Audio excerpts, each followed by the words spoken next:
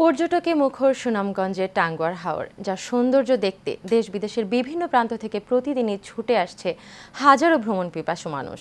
এছাড়াও নীলাদ্রি লেক, শিমুল বাগান, বারিকা টিলা, জাদুকাটা নদী সহ সীমান্তের পর্যটন স্পটগুলোর পর্যটকদের উপস্থিতি চোখে পড়ার মতো। এদিকে পর্যটন শিল্পের বিকাশে নতুন সংযোজন হয়েছে পর্যটকবাহী দৃষ্টিনন্দন বোট হাউস।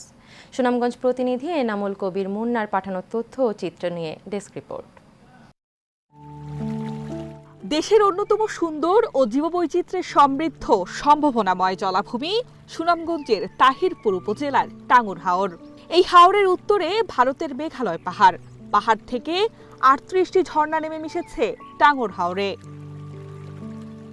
প্রকৃতির অপার সৌন্দর্যের এই লীলাভূমি কে না দেখতে চায়। এজন্য প্রতি বছর বর্ষার এই সময়টায় দেশের বিভিন্ন প্রান্ত থেকে ছুটে আসেন হাজারো পর্যটন প্রেমীরা।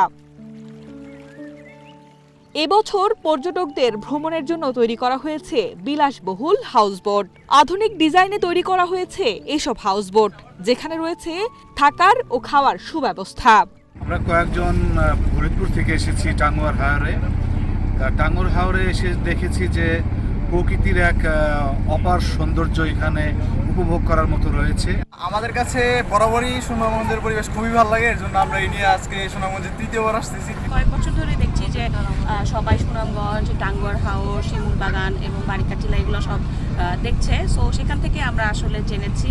হাওরে ঘুরতে আসা পর্যটকদের নিরাপত্তা ও হাওরের জীববৈচিত্র্য রক্ষায় একটি নির্দেশিকা প্রণয়ন করা হয়েছে বলে জানিয়েছেন এই কর্মকর্তা। সুনামগঞ্জের টাঙ্গুয়ার হাওরে পর্যটকবাহী নৌযানের মাধ্যমে পর্যটকদের ভ্রমণ বৃদ্ধি পেয়েছে। এই বিষয়টিকে মাথায় রেখে সুনামগঞ্জ জেলা প্রশাসনের উদ্যোগে পর্যটকবাহী নৌযান নির্দেশিকা 2023 প্রণয়ন করা হয়েছে। এই নির্দেশিকায় পর্যটকদের নিরাপত্তা সহ যেন হাওরের জীববৈচিত্র্য রক্ষা পায় সেই বিষয়টি গুরুত্ব প্রদান করা হয়েছে।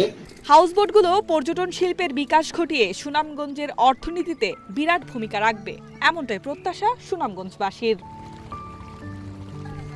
H M Itu, Asian television.